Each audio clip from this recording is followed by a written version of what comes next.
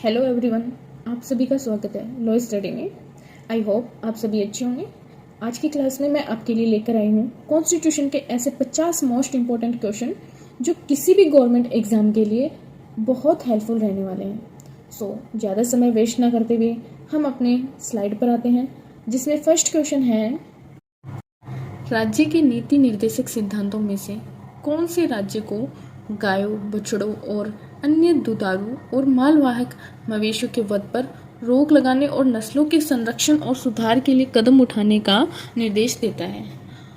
तो कौन सा ऐसा आर्टिकल है जो दुधारू और मालवाहक मवेशियों के वध यानी उसके मर्डर पर रोक लगाने और नस्लों के संरक्षण और सुधार के लिए कदम उठाने का निर्देश देता है? तो फर्स्ट ऑप्शन है 46, सेकंड है 47, थर्ड है 48 और फोर्थ है 48 ए। इसका राइट आंसर होगा आर्टिकल 48, जो राज्य को यह निर्देश देता है कि वह एग्रीकल्चर और एनिमल हस्बेंड्री को मॉडर्न और साइंटिस्ट ढंग से व्यवस्थित करे और गायों, बछड़ों और अन्य दुधारू या मालवाहक मवेशियों के वध पर रोक और उनकी नस्ल सुधार पर ध्यान दे। अब नेक्स्ट क्वेश्चन आता है, राज्य के नीति निर्देशक सिद्धांतों में गांधीवादी सिद्धांत कौन सा है? फर्स्ट है न्यायपालिका को कार्यपालिका से अलग करना, ग्राम पंचायतों का संगठन, समान नागरिक संहिता सुनिश्चित करना, समान कार्य के लिए समान वेतन देना। तो इसका राइट आंसर होगा ग्राम पंचायतों का संगठन। ये क्या है? ये एक संविधान में शामिल गांधीवादी नीति है और ये जो है ये महात्मा गांधी द्वारा प्रेडिक्टेड है, इसलिए इसे क्या कहा गया है? गांधीवादी सिद्धांत के रूप में जाना जाता है। अब नेक्स्ट क्वेश्चन आता है, भारतीय संविधान का कौन सा अनुच्छेद शोषण के विरुद्ध अधिकार से संबंधित है? फर्स्ट है आर्टिकल 22, सेकंड है आर्टिकल 23, थर्ड है आर्टिकल 21, फोर्थ है आर्टिकल 20। इसका राइट आंसर होगा आर्टिकल 23, जिसके नाम में ही एक्सप्लेन है कि यह व्यक्तियों को शोषण से बचाता है। अब नेक्स्ट क्वेश्चन आता है, किस संविधान के भाग में DPSP directive principle of state policy शामिल है? फर्स्ट ऑप्शन में दिया है भाग सेकंड में है, सेकंड ऑप्शन में दिया है कि भाग थर्ड में है, थर्ड ऑप्शन में है भाग फर्स्ट में है, फोर्थ ऑप्शन में दिया है भाग फोर्थ में है। तो इसका राइट आंसर होगा भाग फोर्थ यानी पार्ट फोर्थ में है। डीपीएसपी भारतीय संविधान के भाग फोर्थ में शामिल है। लेकिन सबसे इम्पोर्टेंट बात याद रखने वाली ये है कि डीपीएसपी सरकार के लिए दिशा निर्देश जारी करता है, लेकिन इन्हें कोर्ट द्वारा इन्फोर्सेबल नहीं किया जा सकता, यानी कोर्ट द्वारा इन्फोर्सेबल नहीं है। अब नेक्स्ट क्वेश्चन आता है, भारतीय संविधान का भाग 3 किससे संबंधित है? फर्स्ट केंद्र राज्य संबंध, सेकंड राज्य के नीति निर्देशक सिद्धांत, सी मूल अधिकार से, डी मूल कर्तव्य से। तो इसका राइट आंसर होगा मूल अधिकारों से। भारतीय संविधान के भाग 3 में मूल अधिकारों को डिफाइन किया गया, जो आर्टिकल 12 से 35 तक में डिफाइन है। अब नेक्स्ट क्वेश्चन है, संविधान का कौन सा अनुच्छेद समानता का अधिकार प्रदान करता है? फर्स्ट आर्टिकल 14 में, सेकंड आर्टिकल 19 में, थर्ड आर्टिकल 21 में एंड फोर्थ आर्टिकल 32 में। और इसका राइट आंसर होगा आर्टिकल 14 में। आर्टिकल 14 में डिफाइन किया गया है कि विधि के समक्ष समानता, इसका मतलब है कि कानून सभी के लिए समान है। कहने का तात्पर्य है कि इससे कोई फर्क नहीं पड़ता है कि वह किस जाति का है या किस धर्म से है, चाहे कोई भी व्यक्ति हो, कानून के लिए सभी समान है, चाहे वो किसी भी धर्म से हो। अब नेक्स्ट क्वेश्चन आता है, किस अनुच्छेद के अंतर्गत जीवन और व्यक्तिगत स्वतंत्रता का अधिकार है? Article 19, article 20, article 21, article 22। इसका राइट आंसर होगा आर्टिकल 21।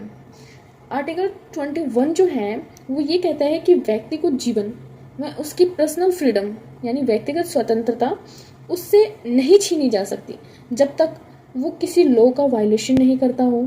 कहने का तात्पर्य है कि जब तक कोई व्यक्ति कानून का उल्लंघन नहीं करता या फिर वो किसी कानून को तोड़ता ही नहीं है, तब तक उसे जीवन जीने और व्यक्तिगत स्वतंत्रता से वंचित नहीं किया जा सकता। अब नेक्स्ट क्वेश्चन पे आते हैं, संविधान का संरक्षक कौन कहलाता है? फर्स्ट संसद, सेकंड राष्ट्रपति, थर्ड प्रधानमंत्री एंड फोर्थ सर्वोच्च न्यायालय। तो इसका राइट आंसर होगा सर्वोच्च न्यायालय, जो संविधान का संरक्षक कहलाता है, जो संविधान को क्या करता है, संरक्षण प्रोटेक्ट करने का कार्य करता है। अब नेक्स्ट क्वेश्चन आता है, संविधान सभा का अध्यक्ष कौन था? Option 1 doctor Rajendra Prasad, second Pandit Nehru, third Sardar Patel and fourth doctor Ambedkar. So इसका राइट आंसर होगा डॉक्टर राजेंद्र प्रसाद। डॉक्टर राजेंद्र प्रसाद जो थे वो स्थायी अध्यक्ष थे, जबकि प्रारूप समिति के जो अध्यक्ष हैं वो डॉक्टर भीमराव अंबेडकर थे। अब नेक्स्ट क्वेश्चन आता है, बोलने की स्वतंत्रता किस अनुच्छेद में दी गई है? आर्टिकल 15 में, आर्टिकल 16 में, आर्टिकल 19(1) के क्लॉज सब क्लॉज ए में, या फिर आर्टिकल 21 में। सो इसका राइट आंसर होगा आर्टिकल 19 के क्लॉज 1 के सब क्लॉज ए में। सो आप सोचोगे ये क्या खिचड़ी पका दी मैम ने। सो ये क्या है, इसके क्लॉज है, इसके अंदर भी सब क्लॉज होते हैं, यानी आर्टिकल 9 जो है इसके अंदर क्लॉज है एंड इनके अंदर क्या दिए हैं, सब क्लॉज दिए गए हैं। सो आप पढ़ेंगे तो डीपली जाएंगे तो आपको समझ में आ जाएगा। I hope are you able to understand. अब नेक्स्ट क्वेश्चन आता है, समान नागरिक संहिता का उल्लेख संविधान के किस भाग में है? भाग 2 में, भाग 3 में, भाग 4 में, या फिर भाग 5 में? तो इसका राइट आंसर होगा भाग 4 में, यानी आर्टिकल 44 जो किस में दिया है, भाग 4 में। क्या कहता है कि राज्य समान नागरिक संहिता के लिए प्रयास करेगा, यानी जो राज्य है वो नागरिकों को समान संहिता प्रोवाइड करवाएगा। अब नेक्स्ट क्वेश्चन आता है, किस अनुच्छेद में रीट याचिका का अधिकार है? आर्टिकल 32 में, आर्टिकल 226 में, या फिर ए बी दोनों में, या केवल राज्यपाल को? सो इसका राइट आंसर होगा दोनों, ए और बी दोनों में, यानी आर्टिकल 32 के अकॉर्डिंग सुप्रीम कोर्ट रीट जारी करने का अधिकार है, और आर्टिकल 226 के अकॉर्डिंग हाई कोर्ट को भी रीट जारी करने का अधिकार है। अब नेक्स्ट क्वेश्चन है, किस रीट का प्रयोग अवैध रूप से बंदी बनाए व्यक्ति को मुक्त कराने हेतु किया जाता है? फर्स्ट है सेटेररी, सेकंड है प्रोहिबिशन, थर्ड है हेबियस कॉर्पस और फोर्थ है मैंडेम्स। तो इसका राइट आंसर होगा हेबियस कॉर्पस, यानी बंदी प्रत्यक्षीकरण। एंड देन आता है, संविधान सभा का गठन कब हुआ? ये तो सभी जानते हैं, संविधान सभा का गठन कब हुआ? 9 दिसंबर 1946 को। नेक्स्ट क्वेश्चन है, भारतीय संविधान में कुल कितने अनुच्छेद हैं? मे बी ये भी बहुत स्टूडेंट जानते होंगे कि संविधान सभा के कुल कितने अनुच्छेद हैं। पहले 395 आर्टिकल थे, लेकिन अब 448 आर्टिकल हैं। ये जो आर्टिकल हैं ये संशोधन के बाद में इंक्रीज किए गए थे। पहले आर्टिकल 395 ही थे, लेकिन संशोधन के बाद में इनमें क्या कर दी, बढ़ोतरी कर दी। अब नेक्स्ट क्वेश्चन आता है, किस अनुच्छेद में धर्म की स्वतंत्रता की बात की गई है? आर्टिकल 21 में, आर्टिकल 25 में, आर्टिकल 14 में, या आर्टिकल 32 में? तो इसका राइट आंसर होगा आर्टिकल 25 में, जो क्या बात करता है, धर्म की स्वतंत्रता का, यानी फ्रीडम ऑफ रिलीजन्स। अब नेक्स्ट क्वेश्चन है, बंदी प्रत्यक्षीकरण रीट का शाब्दिक अर्थ क्या है? फर्स्ट, हम आपको न्याय देंगे, सेकंड, बंदी को प्रस्तुत करो, थर्ड, आदेश का पालन करो, एंड फोर्थ, वाद को सुनो। कि क्वेश्चन से ही अनुमान लगाया जा सकता है कि बंदी प्रत्यक्षीकरण यानी बंदी को प्रस्तुत करो, यानी जिसे बंदी बनाया गया है उसे क्या करो, प्रस्तुत करो। अब नेक्स्ट क्वेश्चन आता है, संविधान लागू कब हुआ? ये तो मोस्ट ऑफ स्टूडेंट जानते ही हैं कि संविधान कब लागू हुआ था। तो 26 जनवरी 1950 को संविधान लागू हुआ था। अब नेक्स्ट क्वेश्चन आता है, न्याय, स्वतंत्रता, समानता और बंधुत्व की अवधारणा संविधान में कहाँ है? ऑप्शन 1 प्रस्तावना में, ऑप्शन बी मौलिक अधिकार में, ऑप्शन सी नीति निर्देशक सिद्धांतों में, ऑप्शन डी 7वीं अनुसूची में। तो इसका राइट आंसर होगा प्रस्तावना में। ये जो तीनों वर्ड है, न्याय, स्वतंत्रता, समानता और बंधुत्व, ये चारों ही वर्ड किसमें है, प्रस्तावना में निहित है। अब नेक्स्ट क्वेश्चन आता है, संविधान भारत को एक धर्मनिरपेक्ष राज्य घोषित करता है। यह किस संशोधन से जोड़ा गया? यानी संविधान जो है वो भारत को एक धर्मनिरपेक्ष राज्य घोषित करता है, और ये जो घोषणा है ये किस संशोधन में हुई थी? ये 42 के संशोधन में हुई थी, जो 1976 का है। अब नेक्स्ट क्वेश्चन आता है, संविधान में कुल कितनी अनुसूचियां हैं? कुल नहीं लगाया हुआ, बट कितनी अनुसूचियां हैं? तो संविधान में जो है 12 अनुसूचियां हैं और 22 भाग हैं। अब नेक्स्ट क्वेश्चन आता है, संविधान में नागरिकता का उल्लेख किस भाग में है? यानी सिटीजनशिप का जो उल्लेख है, डिफाइन किस में किया गया है? भाग 1 में, भाग 2 में, भाग 3 में, भाग 4 में। सो इसका राइट आंसर होगा भाग 2 में। संविधान के पार्ट 2 में सिटीजनशिप को डिफाइन किया गया है। नेक्स्ट क्वेश्चन आता है, भारत के संविधान को तैयार करने में कितने दिन लगे? यानी कितना समय लगा भारत के संविधान को प्रिपेयर करने में? सो मोस्ट ऑफ स्टूडेंट ये भी क्वेश्चन अच्छे से, बहुत अच्छे से, बार बार रिपीट होता रहता है। सो आप सभी इस क्वेश्चन का आंसर मुझे कमेंट में देंगे। अब नेक्स्ट क्वेश्चन में आते हैं, भारतीय संविधान का सबसे लंबा अनुच्छेद कौन सा है? Option A 14, option B 356, option C 370, option D 371। So इसका राइट आंसर होगा 356, जिसमें क्या डिफाइन किया गया है? प्रेसिडेंट्स के रूल्स को डिफाइन किया गया है, यानी राष्ट्रपति का जो शासन है इसको डिफाइन किया गया है, जो सबसे लंबा अनुच्छेद है, सबसे लंबा आर्टिकल है। अब नेक्स्ट क्वेश्चन पे आते हैं, अनुच्छेद 370 किस राज्य को विशेष दर्जा देता था? यानी आर्टिकल 370 किस राज्य को विशेष दर्जा देता था? ऑप्शन ए पंजाब को, ऑप्शन बी कश्मीर को, option C Assam, option D Mizoram. So इसका राइट आंसर होगा ऑप्शन बी कश्मीर, जिसे 2019 में हटा दिया गया था। अब नेक्स्ट क्वेश्चन पे आते हैं, सांप्रदायिक मतदाता प्रणाली का विरोध किसने किया था? ऑप्शन ए सरदार पटेल ने, ऑप्शन बी डॉक्टर अंबेडकर ने, ऑप्शन सी महात्मा गांधी ने, ऑप्शन डी BN राव ने। सो इसका राइट आंसर होगा महात्मा गांधी ने। जो सांप्रदायिक मतदाता प्रणाली थी, इसका विरोध महात्मा गांधी ने किया था। अब नेक्स्ट क्वेश्चन आता है, संविधान का कौन सा भाग संघ की कार्यपालिका से संबंधित है? सो ऑप्शन ए भाग 4 से, ऑप्शन बी भाग 5 से, ऑप्शन सी भाग 6 से, ऑप्शन डी भाग 8 से। राइट आंसर होगा ऑप्शन बी भाग 5 से, जिसके अंदर क्या डिफाइन किया गया है? राष्ट्रपति, उपराष्ट्रपति, प्रधानमंत्री, इन सभी की क्या है? पावर्स को डिफाइन किया गया है, इनकी शक्तियों को डिफाइन किया गया है।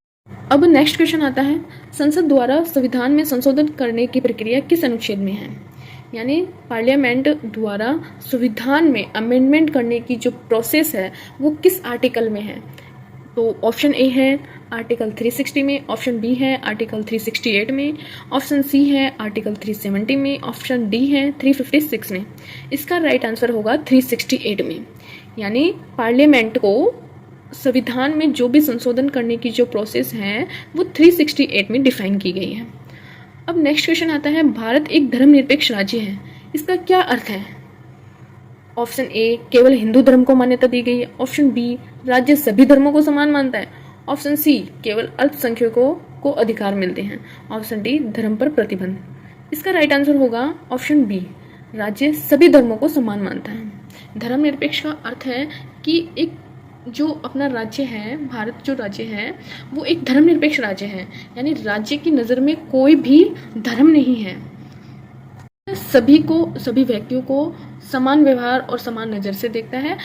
हमारा जो राज्य है वो धर्मनिरपेक्ष राज्य है, यानी राज्य के लिए जितने भी धर्म के लोग हैं उनके लिए वो समान भावना से उनकी रक्षा करते हैं, कोई धर्म विशेष को वो मान्यता नहीं देते हैं, धर्मनिरपेक्ष राज्य है। अब नेक्स्ट क्वेश्चन है, संविधान में न्यायपालिका की स्वतंत्रता किस अनुच्छेद द्वारा सुरक्षित है? Option A article 50, option B article 52, option C article 32, option D article 124। So इसका राइट आंसर होगा आर्टिकल 50। यानी DPSP का जो हिस्सा है वो कार्यपालिका और न्यायपालिका को अलग करने की ही बात करता है। कहने का तात्पर्य है कि DPSP का जो भाग है वो कार्यपालिका और न्यायपालिका को सेपरेट करने की बात करता है। यानी न्यायपालिका की स्वतंत्रता किस अनुच्छेद द्वारा सुरक्षित है? आर्टिकल 50 द्वारा। अब नेक्स्ट क्वेश्चन है, किस संशोधन द्वारा पंचायती राज को संवैधानिक दर्जा मिला? ऑप्शन ए 42वां संशोधन, ऑप्शन बी 73वां संशोधन, ऑप्शन सी 44वां संशोधन, ऑप्शन डी 52वां संशोधन। बोलोगे मैम हिंदी बोलो या इंग्लिश ही बोलो, मैं दोनों मिक्स करके बोल रही हूँ। सो इसका राइट आंसर होगा 73वां संशोधन, जो 1992 में लागू किया गया। अब नेक्स्ट क्वेश्चन आता है, 74वां संशोधन किससे संबंधित है? आ गई ना। अब 74वां संशोधन किससे संबंधित है? ऑप्शन ए न्यायपालिका से, ऑप्शन बी संसद से, ऑप्शन सी नगर निकाय से, ऑप्शन डी पंचायती राज से। सो इसका राइट आंसर होगा नगर निकाय से, यानी 74वां जो संशोधन है वो किससे संबंधित है? नगर निकाय से।